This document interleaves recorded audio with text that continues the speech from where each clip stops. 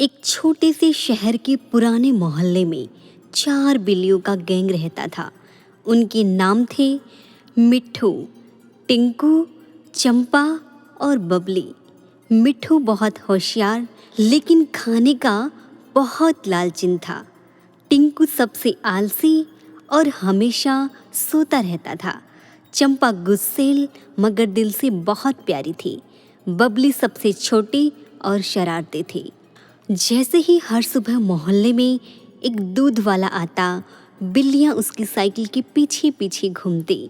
मिट्ठू बोला, अगर आज दूध चखना है तो सबको मिलकर एक प्लान बनाना होगा। बबली ने शरारती अंदाज में कहा, प्लान आसान है, मैं घंटी बजाऊंगी, टिंकू साइकिल गिराएगा, चंपा डिब्बा खोल देगी और मिट्ठू दूध चाट जाएगा। प्लान बना भी और हुआ भी, लेकिन मज़ेदार गड़बड़ ये हुई कि डिब्बा खुलते ही दूध सीधा बिल्लियों पर जा गिरा। अब चारों बिल्लियां सफ़ेद सफ़ेद भूत जैसी दिखने लगी। मोहल्ले के बच्चे देखकर हंसते हंसते लोटपोट हो गए। उसके बाद एक दिन मकर संक्रांति पर मोहल्ले में सब बच्चे पतंग उड़ा रहे थे।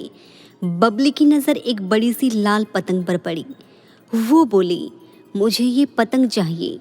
चंपा ने कहा, ये इंसानों का खेल है, बिल्लियों का नहीं। लेकिन बबली कहाँ मानने वाली थी। उसने छलांग लगाई और पतंग पकड़ ली। हवा तेज थी, पतंग उड़ने लगी और उसके साथ बबली भी आसमान में झूमने लगी।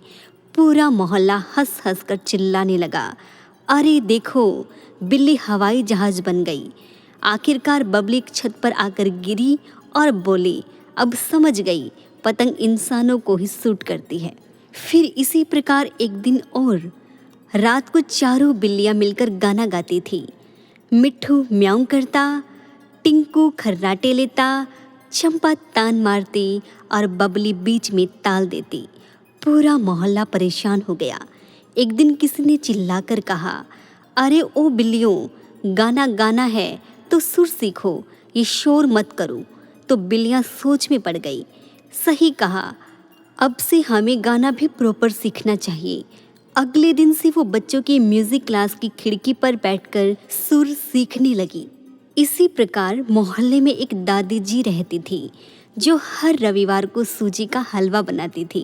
बिल्लियों को हलवे की खुशबू दीवार पर से ही आ जाती। चारों बिल्लियों ने सोचा, आज हलवा जरूर चखेंगे। वे चुपके से रसोई में पहुंची, लेकिन जैसे ही बबली ने बर्तन में मुंह डाला, गर्मा गर्म हलवा उसकी मूंछों पर चिपक गया। बाकी 3 बिल्लियां उसके पीछे भागी, हलवा खाने के लिए नहीं, बल्कि उसकी मूंछों से हलवा चाटने के लिए। दादाजी ने देखा तो हंसकर बोली, अरे वाह, अब तो बिल्लियां भी हलवा प्रेमी बन गई। इसी प्रकार धीरे धीरे मोहल्ले के सब लोग इन चारों बिल्लियों को बहुत प्यार करने लगे, क्योंकि इनकी शरारतें कभी परेशानी नहीं बनती, बल्कि हंसी और मस्ती का जरिया बन जाती। और बिल्लियों ने भी सीख लिया कि मस्ती करो, लेकिन इतने ही जिससे सबके चेहरे पर मुस्कान आ जाए।